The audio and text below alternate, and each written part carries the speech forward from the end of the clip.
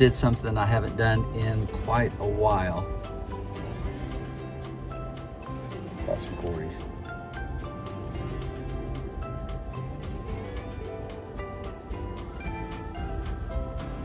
How you liking that corner? Yeah, I went to the box store. I don't typically buy fish. It's been a long time since I've bought any.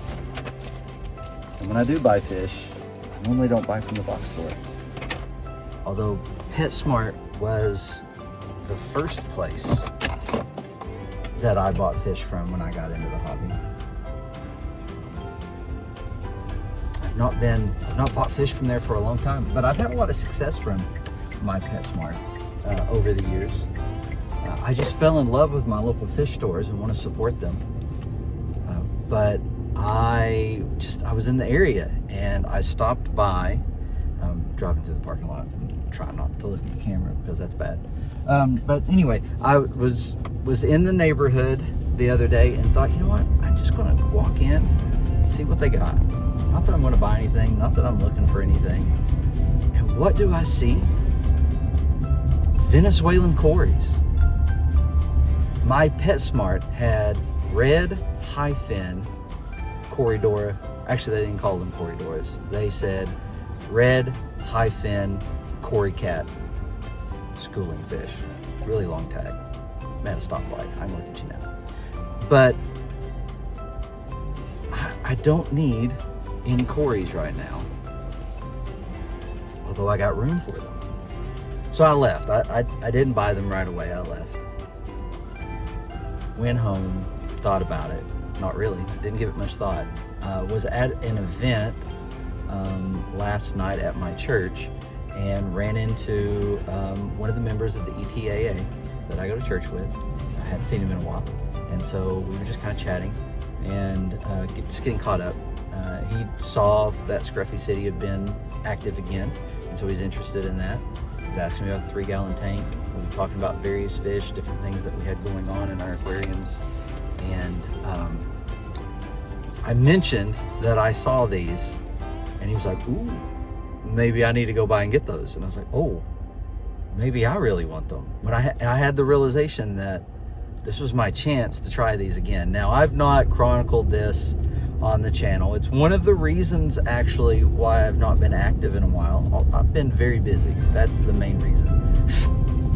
Took off the trash, and apparently there's a fly or something that just about swam, flew up my nose. Anyway, I received some Venezuelan Corys, which are on my list, right? My list of fish that I want to own, I want to keep, I want to raise, I want to breed. And I had some. They were very young. They came in very healthy. They looked great, very vibrant. Man, I was so impressed with these fish. There's a video, a few videos of them. But not long after getting them, I lost them. They just, I couldn't figure out what was going on. Water quality, I mean, it was a tank that had been set up for a long time, no issues. But I just lost them. I was really it was one of those moments in the hobby where I was devastated. I didn't want to talk about losing them. Wasn't sure how I lost them. Wasn't happy now with the hobby. It was around that time, not long after that, or maybe right around that time, that I changed jobs and took on a new role, which consumed my life. So I really couldn't even process anything on the channel. I really just haven't had time to do much. I've still don't have much time. I'm recording this thinking that there's no chance that I get a video out. So, but we'll see. I enjoy chronicling my hobby, even if nobody watches it. I've always enjoyed, even before I started the channel, I was recording things in my tanks. Well, I guess it was just a tank at that point. Because when I got involved online, I only had the one. Is that bug again? But yeah, so I am super excited to have another shot with these. Now, I did some research between yesterday, and I already had seen this before in looking up orange Venezuelans.